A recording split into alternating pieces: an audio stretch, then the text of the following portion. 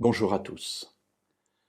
Lorsque nous sommes dans société, il y a des normes, il y a des règles, il y a des codes, et cela nous impose en quelque sorte une certaine conduite au risque de passer aux yeux de ceux qui nous entourent pour des personnes pour le moins farfelues ou en tout cas transgressives de ces codes acceptés par tous.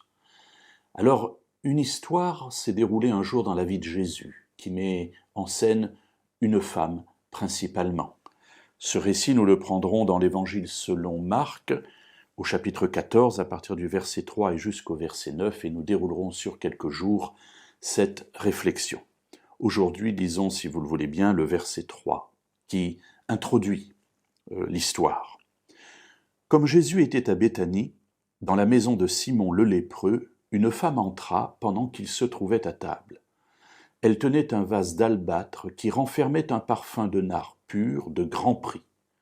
Elle brisa le vase et répandit le parfum sur la tête de Jésus. Alors plusieurs éléments nous sont donnés qui posent en quelque sorte le cadre du récit. Tout d'abord, on est à Béthanie. Béthanie, c'est près de Jérusalem, la ville où habitent Marthe, Marie et Lazare, les amis de Jésus. Et Jésus est dans la maison d'un homme qui est surnommé Simon le lépreux. Alors si Jésus est là, s'il y a des personnes qui sont là, s'ils mangent ensemble, c'est que Simon n'est plus lépreux. Mais cela signifie qu'il l'a été à un moment donné et qu'il a été guéri. Ce récit ne dit pas dans quelles circonstances cela s'est déroulé. Toujours est-il, c'est que Jésus est là. Il est là avec ses disciples. Et voilà qu'une femme entre. Et pour entrer chez un homme comme Simon, il fallait avoir une raison sérieuse. Cette femme entre, elle n'est pas invitée, elle ne fait pas partie de ceux qui sont là, normalement, invités par Simon donc.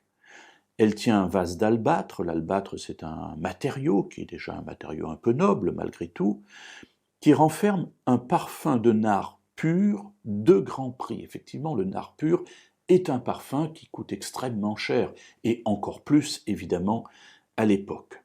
Que fait-elle avec cela? Elle brise le vase, ce qui veut dire qu'il était scellé en haut dans son goulot, et elle brise le vase et ensuite répand le parfum sur la tête de Jésus. Alors ça peut nous paraître extraordinaire, un peu bizarre, mais à l'époque, on avait coutume de verser du parfum sur la tête des personnes. On mettait même des paquets de cire mêlés avec du parfum, et quand évidemment la tête était chaude et elle faisait fondre la cire, eh bien le parfum s'écoulait.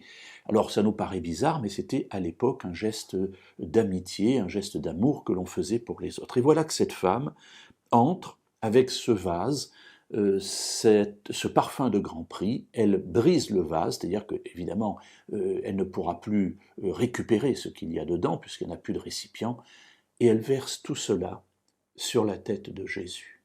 Et je vous invite, d'ici à la prochaine réflexion, à réfléchir à quelle serait votre attitude face à une telle action de cette femme dans ce contexte.